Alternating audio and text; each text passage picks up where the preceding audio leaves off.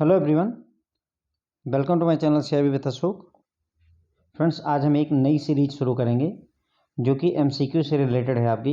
तो इसमें हम बीएफएम एमसीक्यू सीरीज स्टार्ट कर रहे हैं और इसमें हम मोस्ट इंपॉर्टेंट क्वेश्चन जो बीएफएम के हैं उसका पार्ट 1 लेकर आए हैं आपके लिए। और इन फ्यूचर अगर आप लोग इस सीरीज को पसंद करेंगे तो हम और भी वीडियोज इस पर लाएंगे। जैसा आपका रिस्पांस रहेगा उसी के अकॉर्डिंग ये सीरीज आगे कंटिन्यू की जाएगी।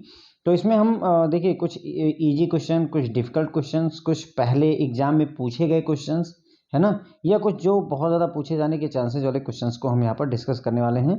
काफ़ी क्वेश्चन इसमें ऐसे हैं फ्रेंड जो आपके बहुत बार पूछे गए हुए क्वेश्चंस हैं। अब जैसे यही क्वेश्चन देख लीजिए। क्वेश्चन नंबर 1 है, which of the following is not included in 3 pillars of vessel 3। तो वेसल 3 के जो 3 पिलर हैं उनमें से कौन सा इसमें इंक्लूडेड नहीं है। अब कई सारे लोग मतलब ये बोलेंगे सर कि ये बहुत ज़्यादा इजी क्वेश्चन है, बहुत ज़्यादा मतलब इतने सिंपल क्वेश्चन एग्जाम में नहीं आते हैं।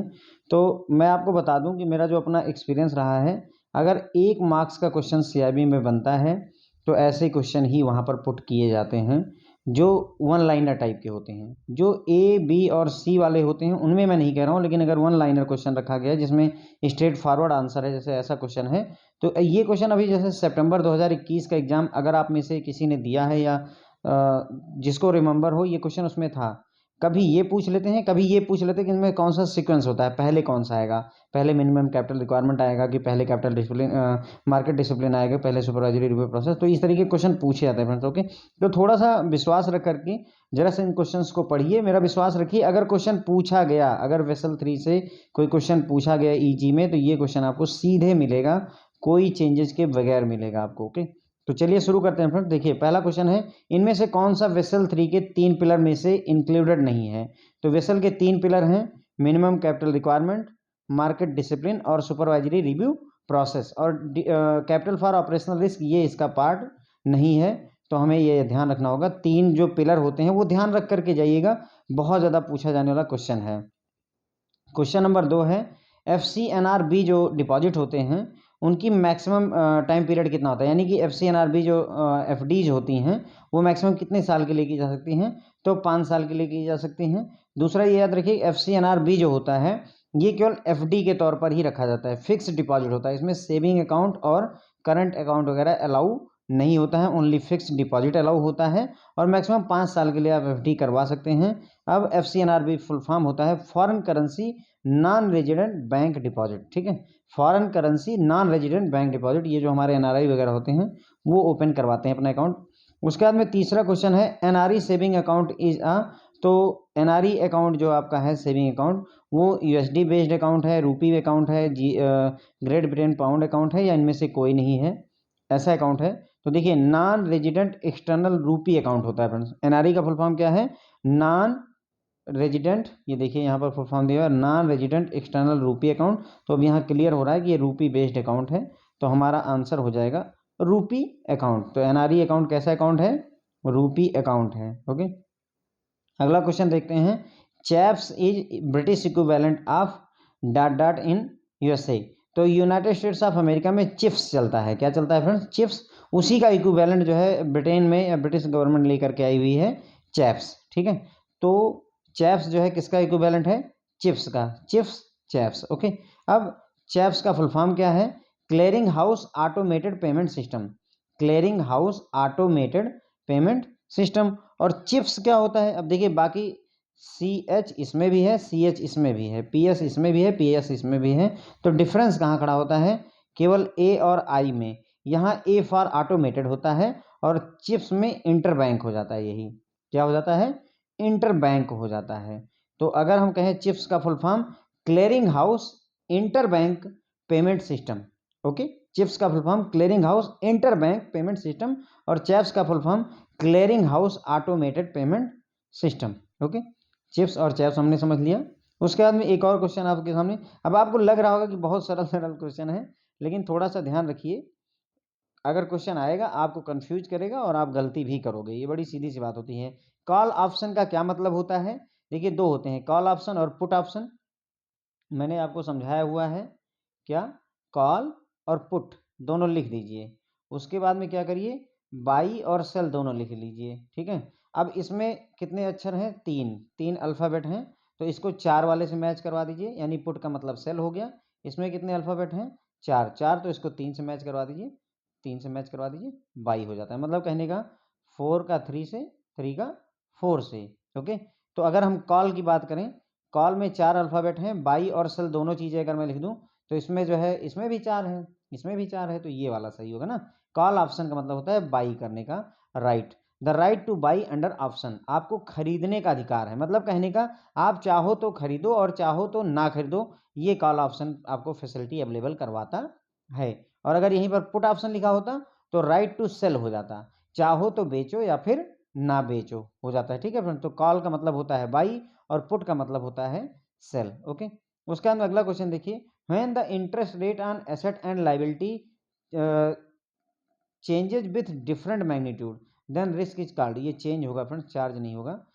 When the interest rate on asset and liability changes with different magnitude this risk is called, कहने का मतलब ये हुआ, बैंक के लिए एसेट क्या होता है? उसका लोन वगैरह होता है, और लायबिलिटी क्या होती है? सिंपल टर्म में उसकी एफडी, सेविंग अकाउंट का पैसा।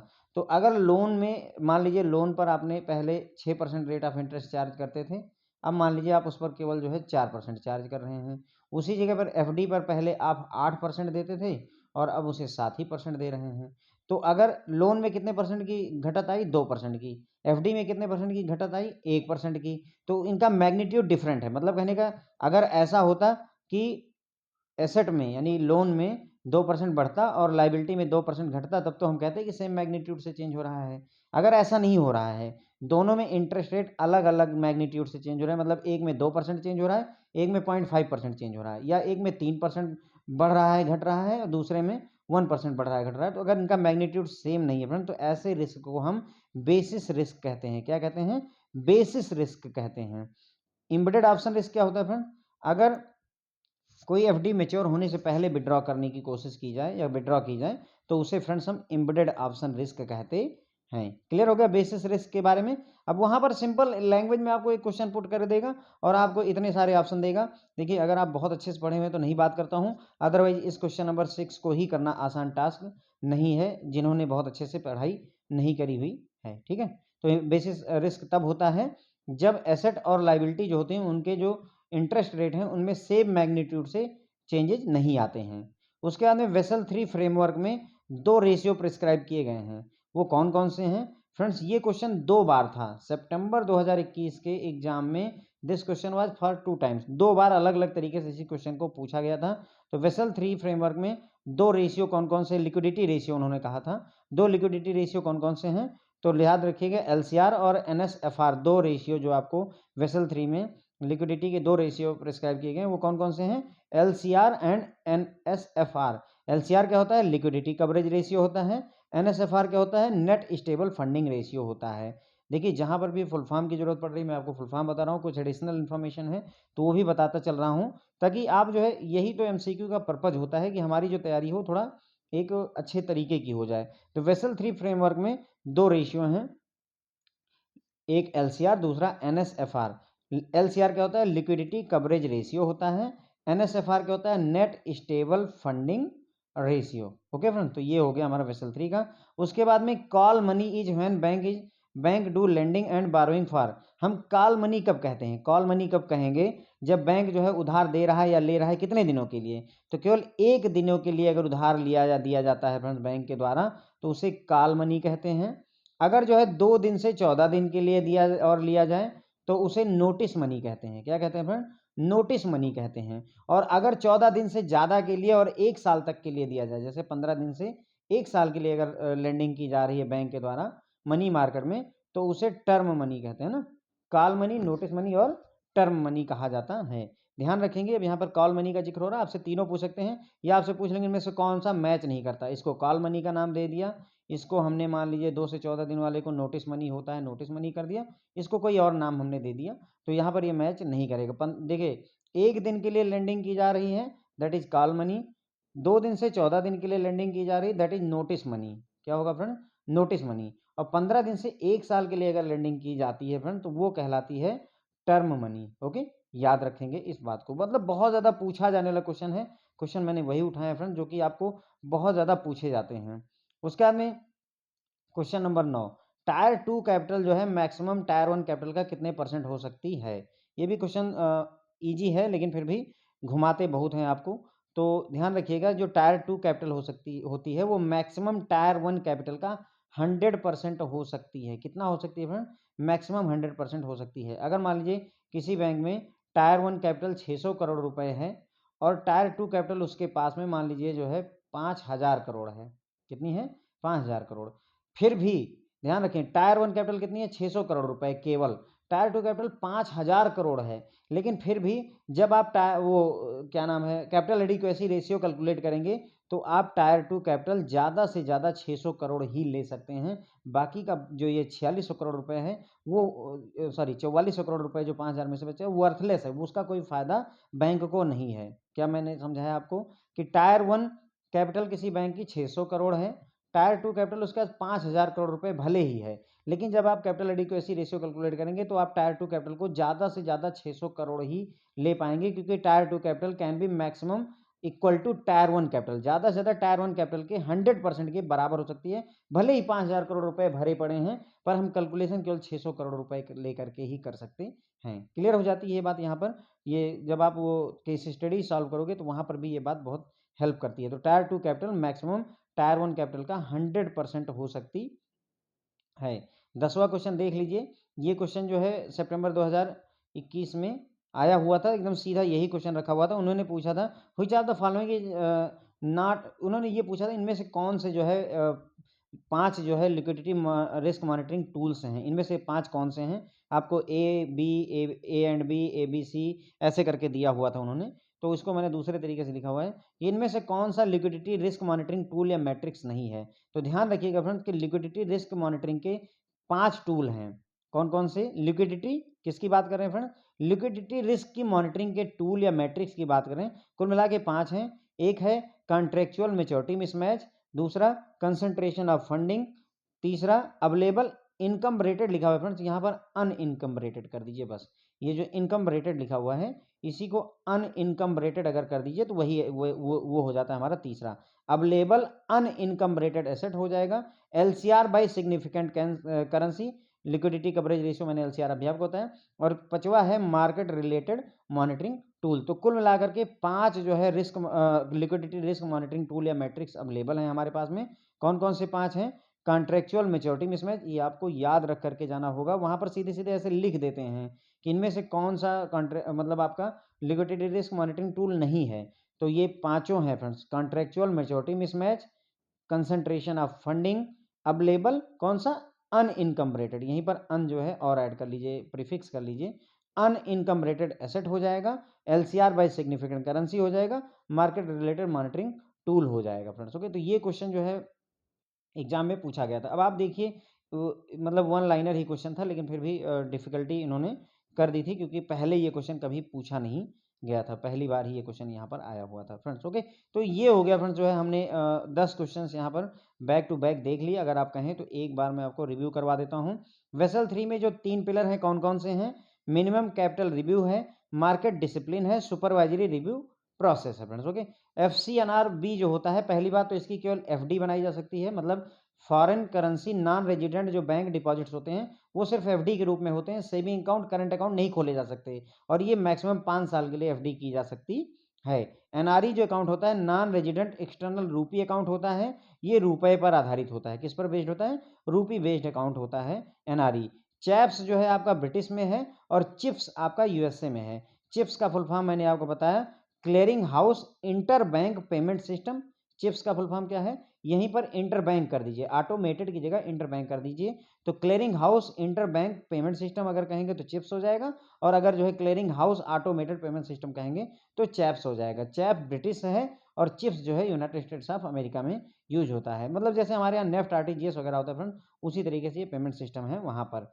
ठीक है, फिर मैंने आपको बताया कि कॉल ऑप्शन जो होता है, कॉल का मतलब होता है बाई करने से। ठीक है, 4 और 3 से लॉजिक अगर याद रखें या जैसे भी आपको याद रहे, कॉल मीन्स होता है बाई करना, तो बाई राइट टू बाई होता है, खरीदने का अधिकार। अगर पुट ऑप्शन पूछे तो राइट टू सेल होता है। आप राइट टू बाई मतलब वो खरीदो चाहे ना खरीदो, है ना। और सेलर के पास आप चॉइस नहीं है, यहाँ पर कॉल ऑप्शन में सेलर के पास चॉइस नहीं रहती, बायर के पास होती है। ठीक है, तो कॉल का मतलब बाई और पुट का मतलब सेल होता है। जब अगला क्वेश्चन मैंने आपको बताया कि जब इंटरेस्ट रेट जो है एसेट और लायबिलिटी पर डिफरेंट मैग्नीट्यूड में चेंज होता है तो उस रिस्क को बेसिस रिस्क कहते हैं। कौन सा रिस्क कहते हैं? बेसिस रिस्क कहते हैं। इमीडिएट ऑप्शन रिस्क तब होता है जब एफडी को प्री मेच्योरली विड्रॉ कर लिया जाए। उसके बाद में क्वेश्चन नंबर 7 था, वेसल 3 फ्रेमवर्क में दो रेशियो जो दिखाए गए हैं वो दो हैं आपके एलसीआर लिक्विडिटी कवरेज रेशियो और नेट स्टेबल फंडिंग रेशियो। ये दो रेशियो इसमें डिफाइंड किए गए हैं। एलसीआर का फॉर्म है लिक्विडिटी कवरेज रेशियो, एनएसएफआर का है नेट स्टेबल फंडिंग रेशियो होता है। कॉल मनी तब हम कहते हैं जब 1 दिन के लिए लेंडिंग या बारोइंग की जाती है। 2 से 14 दिन के लिए जब किया जाता है फ्रेंड तो उसे नोटिस मनी कहते हैं। और 15 दिन से 1 साल के बीच में या 14 दिन से ज़्यादा और 1 साल तक अगर लेंडिंग की जाती है फ्रेंड तो उसे हम कहते हैं टर्म मनी। क्या बोलते हैं फ्रेंड? टर्म मनी कहा जाता है। टायर 2 कैपिटल कितना हो सकता है? टायर 1 कैपिटल का 100% मैक्सिमम टायर 1 कैपिटल का 100% हो सकता है। उसके बाद में कौन सा लिक्विडिटी रिस्क का मॉनिटरिंग टूल या मैट्रिक्स नहीं है? तो इसमें से पांचों ये हैं। अगर हम यहाँ पर अन और ऐड कर दें तो ये पांचों के पांचों हैं। Contractual maturity mismatch, concentration of funding, available unencumbered, यहाँ अन लगा लीजिएगा तो वो भी है, क्योंकि यहाँ अन लगा नहीं तो इसलिए ये है नहीं हमारा लिक्विडिटी रिस्क को मॉनिटरिंग करने का tool. LCR by significant currency, market related monitoring tool friends. Okay, तो ये पांचों के पांचों आपके लिक्विडिटी रिस्क को मॉनिटर करने के टूल हैं या मैट्रिक हैं, तो थोड़ा ध्यान रखने की जरूरत है फ्रेंड्स। ओके, तो ये हमारा फ्रेंड्स यहाँ पर लेक्चर खत्म होता है। आप लोगों को कैसा लगा? क्या इस सीरीज को मैं कंटिन्यू करूं? तो अगर आप लोग एग्री करोगे कमेंट्स करिए, है ना। लाइक वगैरह कर दिया कीजिए, थोड़ा कंजूसी ना ही करिए तो अच्छा रहेगा। लाइक वगैरह करिए वीडियोस को, ठीक है। अगर आप लोगों का रिस्पांस अच्छा रहेगा तो ये कंटिन्यू करेंगे, और अगर अच्छा रहेगा तो ये हम एबीएम और रिटेल डिजिटल बैंकिंग सब में लेकर आएंगे। Thank you so much.